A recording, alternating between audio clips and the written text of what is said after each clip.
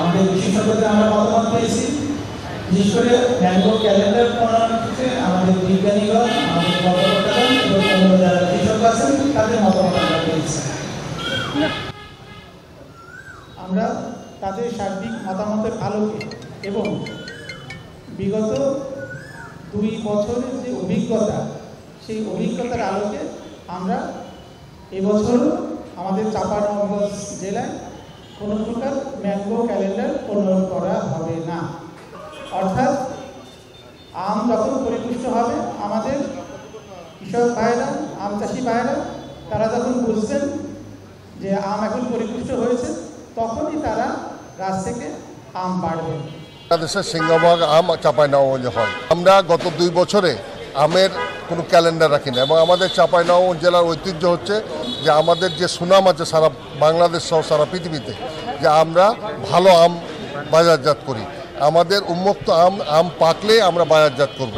আজকে যে জেলা প্রশাসক মহোদয়ের নেতৃত্বে যে মিটিং হলো, সেই মিটিং অত্যন্ত ভালো হয়েছে, ফলপ্রসূ হয়েছে, এবং কৃষকদের এবং আম ব্যবসায়ীদের সবারই স্বার্থ রক্ষা হবে বলে আমি মনে করি। এবং আমাদের বাজারজাত করার ক্ষেত্রে আমাদের পরিবহন সেক্টরে যেন কোনো সমস্যা না হয়, তার জন্য প্রশাসন আমরা সর্বাত্মক মনিটর করব এবং সহযোগিতা করব। চাঁপাইনবাবগঞ্জ জেলা প্রশাসক মহোদয়কে ধন্যবাদ জানাই যে বিগত বছরগুলোর মতো এই বছরও চাঁপাইনবাবগঞ্জের আমের সংগ্রহের সময়সীমা নির্ধারণ না করে দেওয়ার কারণে।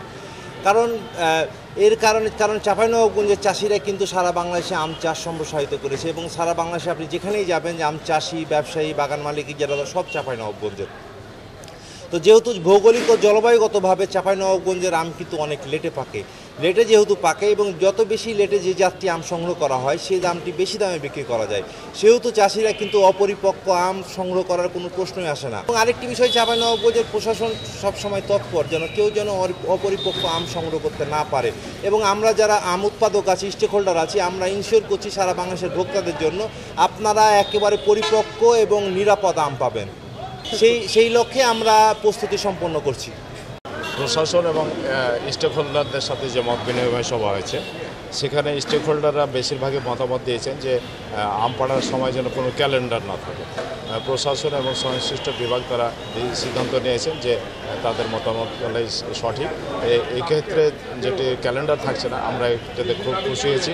বিগত কয়েক বছর ছিল না, তার মতে এবারও কোনো তারিখ থাকছে না।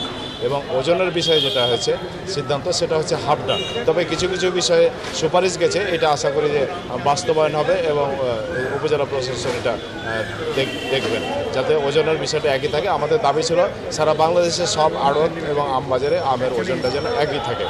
আজকের যে সিদ্ধান্ত হলো, এটা আমি মন থেকে সাধুবাদ জানাই, এবং আমার মনে হয় আম উৎপাদনকারী সমস্ত উদ্যোক্তার পক্ষ থেকে আমি কৃতজ্ঞতা জানাই জেলা প্রশাসক মহোদয়কে, কারণ এরকম একটা সিদ্ধান্তের জন্য। আপনারা জানেন যে চাঁপাইনবাবগঞ্জের মানুষ কখনো অগ্রিম আম হারভেস্ট করে না, কারণ নাবি আমে বাজার মূল্য বেশি পাওয়া যায় এবং আমরা লাভবান বেশি হতে পারি। আজকে ক্যালেন্ডারে বিপণন, পরিবহন নিয়ে সব কিছু নিয়ে আলোচনা হয়েছে, কিন্তু আমরা আসলে এই অনুষ্ঠানটাতে ক্যালেন্ডার পর্যন্ত আটকে গেছি। প্রত্যেক বছরে নেই, এই বছরও কিন্তু আমাদের কোনো ক্যালেন্ডার থাকলো না। আম যখন পারবে তখন আমরা চাঁপাইনবাবগঞ্জে যে আম চাষিরা আছি তারা বাজারজাত করব, এটা ভালো। কিন্তু আমাদের কিন্তু এইরকম জায়গাগুলোতে কিন্তু চাঁপাইনবাবগঞ্জে আমকে কিভাবে আগানো যায় এইটা খুব গুরুত্ব বহন করে, সেইটা নিয়ে আলোচনা হয়নি। এটা একটা হতাশার জায়গা। আসলে আমকে এগিয়ে নিতে হবে, এই প্রত্যয়টাই ব্যক্ত করি আমরা, এবং আমকে এগোনোর জন্য যা যা দরকার সেটা করা উচিত প্রশাসকদের এবং নীতি নির্ধারকদের সাথে আমাদেরকে নিয়ে। আমরা প্রশাসনের কাছে সেই দাবিটা জানাচ্ছি যেন আমকে এগিয়ে নিতে পারে।